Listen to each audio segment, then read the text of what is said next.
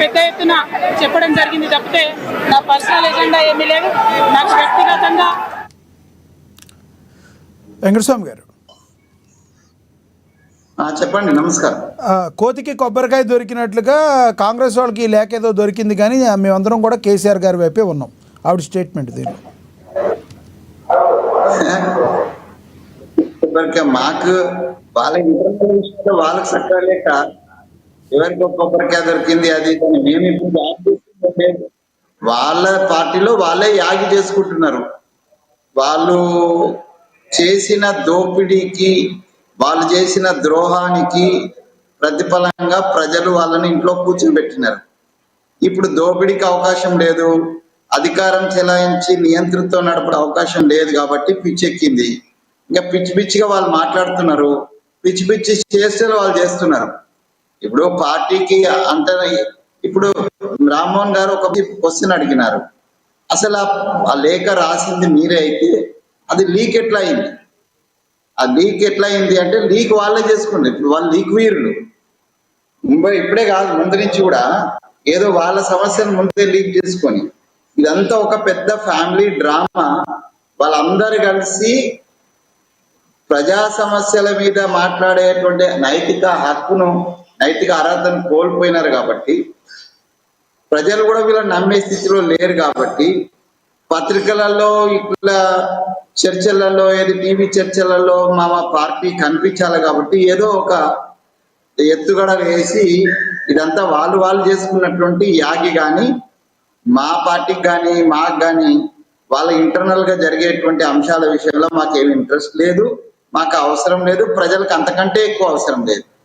So పార్టీగా వాళ్ళు మామిడమెంట్ చేస్తే ఇప్పుడు మేము రెస్పాండ్ కావాల్సిందే తప్పితే ఆమె లేఖ రాసినా రాయకపోయినా, ఆమె టిఆర్ఎస్ పార్టీలో ఉన్నా లేకపోయినా, దయాలున్నా భూతాలున్నా మాకేం సంబంధం లేదు. నేను ఒకటే క్లియర్ చేస్తున్నా, తెలంగాణ ప్రజలు బీఆర్ఎస్ పార్టీ నేతలందరినీ, బీఆర్ఎస్ పార్టీని ఈ తెలంగాణ రాష్ట్రానికి పట్టినటువంటి దయ్యంగా, భూతంగా భావించిండ్రు.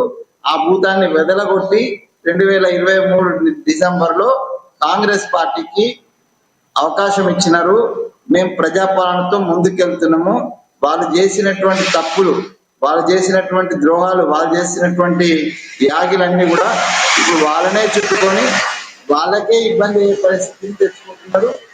వాళ్ళు ఆత్మహత్యా సదృశ్యంగా వ్యవహరిస్తున్నారు.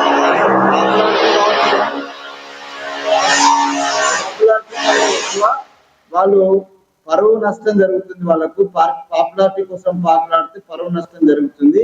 ఆ పరువు పోగొట్టుకునేటువంటి ప్రయత్నం, అది వాళ్ళ పరువు పోయినా ఉన్న. ఆల్రెడీ ఆమె జైలుకు పోయిన రోజే, లిక్కర్ స్కామ్ లో ఇరుక్కున్న రోజే ఆమె పరువు కావచ్చు, ఆ పార్టీ పరువు కావచ్చు, ఆ తండ్రి పరువు అంతా పోయింది. ఇప్పుడు మళ్ళీ కొత్తగా పరువు పోయాలని అట్లాంటి వ్యవహారాలే వాళ్ళు చేస్తున్నారు. వాళ్ళ ఇష్టం అది వాళ్ళకి సంబంధించిన విజ్ఞప్తితో వదిలిపెడుతున్నాం. మనకు మా పార్టీ మీద ఏదో దుమ్మెత్తి ప్రయత్నం చేయకూడదు అని ఒక యుద్ధ విజ్ఞత ఉన్న వాళ్ళు కాదు అయితే అసలు మాట్లాడారు. కానీ ఆ విజ్ఞత కోల్పోయి మాట్లాడుతున్నటువంటి సందర్భంలో మేము రెస్పాండ్ కావాలి కాబట్టి రెస్పాండ్ అవుతున్నాం. ఇది సరైన పద్ధతి కాదు. మీ పార్టీలో మీరు చూసుకోండి, మీ ఇంటర్నల్ వ్యవహారము మీరు సంప్రదించుకోండి. మీరు ఒక పార్టీ, మేమైతే మేము ఇలాగా ఎదుటి పార్టీలు ఉండకూడదు, మొత్తం దేశంలో మేమే ఉండాలి, రాష్ట్రంలో మేమే ఉండాలి మేము అనుకోము. ప్రజాపక్షంగా పోరాడాలి.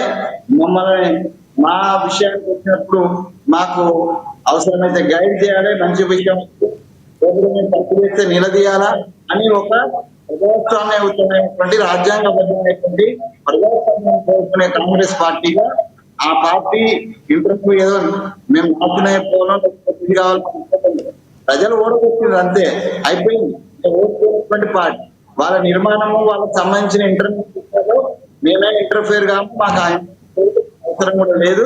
ప్రజలు కూడా గమనిస్తున్నారని ఆమె ఏదో అవాకులు చివాకులు మాట్లాడితే అది విజ్ఞతకే వదిలిపెట్టేస్తున్నాం.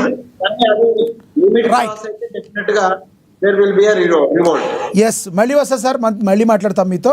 మనతోటి బీఆర్ఎస్ నేత రామ్మోహన్ గారు కనెక్ట్ అయ్యారు, ఆయనతో మాట్లాడదాం. రామ్మోహన్ గారు నమస్తే అండి.